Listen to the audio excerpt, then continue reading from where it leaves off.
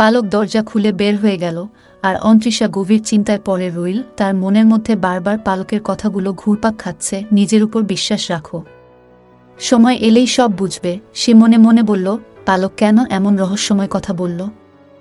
আমার মধ্যে এমন কি আছে যা এত গুরুত্বপূর্ণ? কয়েক মুহূর্ত পরে অনিশা রুমে ঢুকল। কি রে, পালক কি আবার ধাঁধা ধরিয়ে গেল?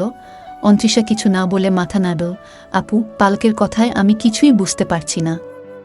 সে এমন কিছু বলল যা আমার মনের শান্তি পুরো নষ্ট করে দিয়েছে। অনিশা মুচকি হেসে বলল, পালক সব সময় এমনই।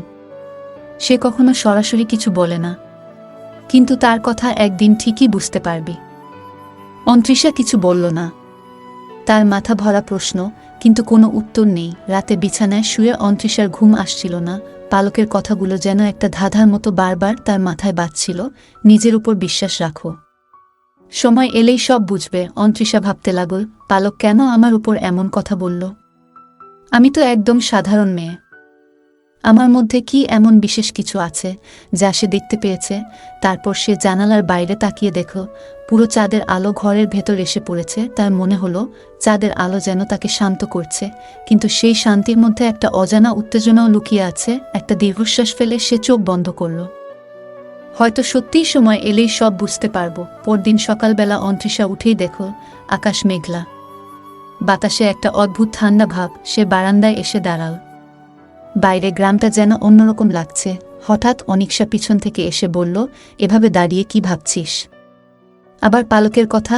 অন্ত্রিশা একটু ভেবে বলল, আপু, তোমার কি মনে হয় পালকের কথাগুলো সত্যি?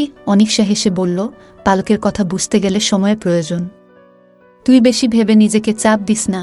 অন্ত্রিশা একটু হেসে মাথা নাড়ল, কিন্তু মনের মধ্যে প্রশ্নগুলো আবার ফিরে এল। যদি সত্যিই কিছু হয়, আমি কি এর জন্য প্রস্তুত?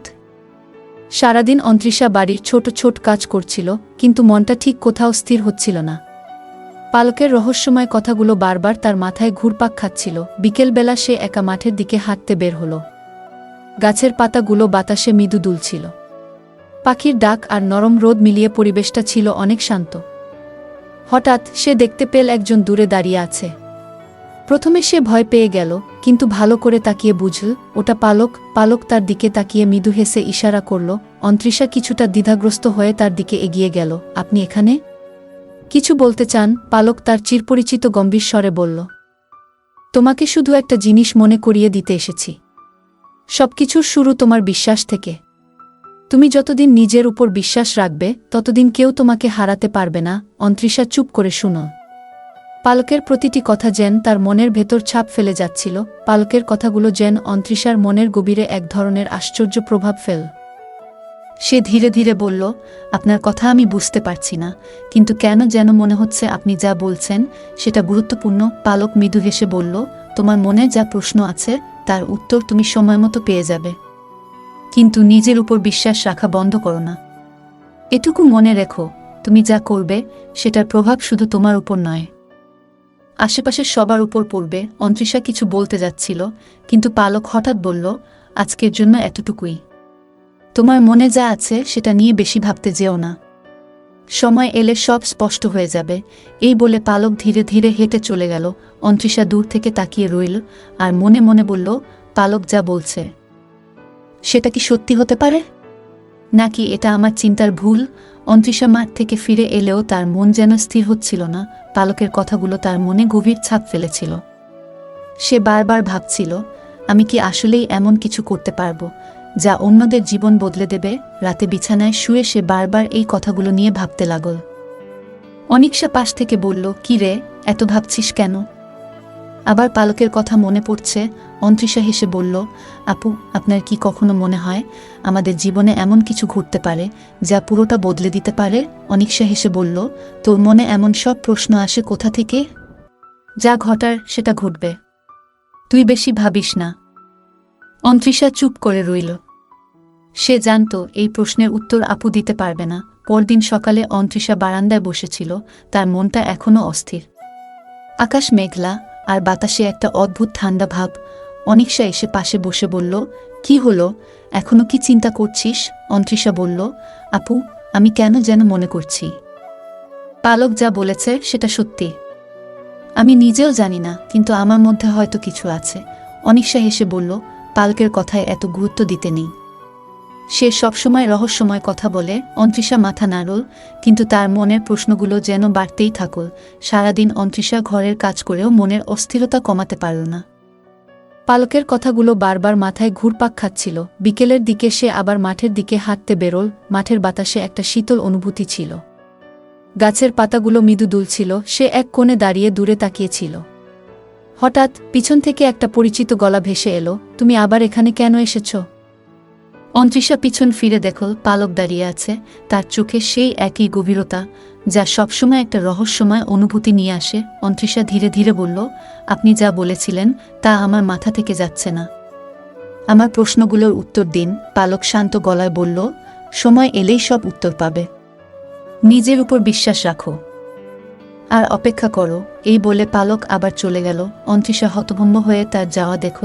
রাতে ঘুমানোর সময় অন্তৃষা খুব অস্থির বোধ করছিল। তার মাথায় পালকের কথা বারবার ঘুরছিল, নিজের উপর বিশ্বাস রাখো, সময় এলেই সব বুঝবে। অনিশা পাশ থেকে বলল, তুই আজকাল খুব চুপচাপ হয়ে গেছিস। সব ঠিক তো? অন্তৃষা হালকা হেসে বলল, হ্যাঁ আপু, সব ঠিক আছে। কিন্তু তার মনে সব ঠিক ছিল না। সে বারবার ভাবছিল, পালকের কথাগুলো যদি সত্যি হয়, তাহলে সে কিভাবে সব সামলাবে। হঠাৎ রাতে দরজায় নক করার শব্দ হলো। অন্তৃষা চমকে উঠে বসে বলল, কে? কোনো উত্তর আসল না। সে ধীরে ধীরে দরজার কাছে গিয়ে সিটকিনি খুলল। পালক দাঁড়িয়েছিল, তার চোখে গভীর চিন্তার ছাপ।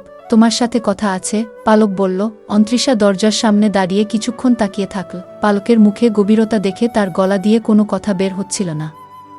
পালক ধীরে বলল, তোমাকে নিয়ে কিছু গুরুত্বপূর্ণ কথা বলতে এসেছি। এটা হয়তো তোমার ভবিষ্যতের জন্য খুব জরুরি। অন্তৃষা একপাশে সরে দাঁড়াল। পালক ঘরে ঢুকে বলল, তুমি কি জানো তোমার কিছু ক্ষমতা আছে যা তুমি নিজেও জানো না? অন্তৃষা অবাক হয়ে বলল, আপনি কি বলতে চাইছেন? আমার মধ্যে এমন কি আছে যা আমি জানি না? পালক চোখ নিচু করে বলল, তুমি বিশেষ।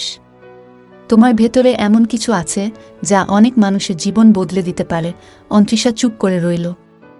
তার মনে যেন একের পর এক প্রশ্নের ঝড় উঠছিল। কিন্তু কেন আমি? আমি তো একদম সাধারণ একটা মেয়ে। অন্তৃষা বলল। পালক বলল, এটা সময় বলবে। তুমি শুধু নিজের উপর বিশ্বাস রাখো, আর যা কিছু ঘটবে তার জন্য প্রস্তুত থাকো। পালকের কথাগুলো অন্তৃষার মনে গভীর দাগ কাটল। সে বলল, আপনি কি আমাকে একটু পরিষ্কার করে বলতে পারেন? এই কথাগুলো শুনে আমি কি করব? পালক মৃদু হেসে বলল, তুমি সময়ের আগে কিছু জানতে চাইছ, কিন্তু মনে রেখো, প্রত্যেকটি উত্তর সময় মতো নিজে থেকেই সামনে আসবে। অন্তৃষা গভীরভাবে ভাবতে লাগল। তার মনে ছিল অগণিত প্রশ্ন, কিন্তু পালকের শান্ত ভাব এবং রহস্যময় শব্দগুলো যেন সব প্রশ্নকে আরও জটিল করে তুলছিল। পালক ঘর থেকে বেরিয়ে যাওয়ার আগে বলল, তোমার বিশ্বাসই তোমার পথ দেখাবে। তুমি শুধু অপেক্ষা করো। পালকের চলে যাওয়ার পর অন্তৃষা জানালার পাশে বসে রইল। চাঁদের আলো ঘরের ভেতর পড়েছিল, আর তার মনের ভেতর এক অজানা উত্তেজনা কাজ করছিল। সে মনে মনে বলল, যদি সত্যিই কিছু ঘটতে হয়, তবে আমি তার জন্য প্রস্তুত।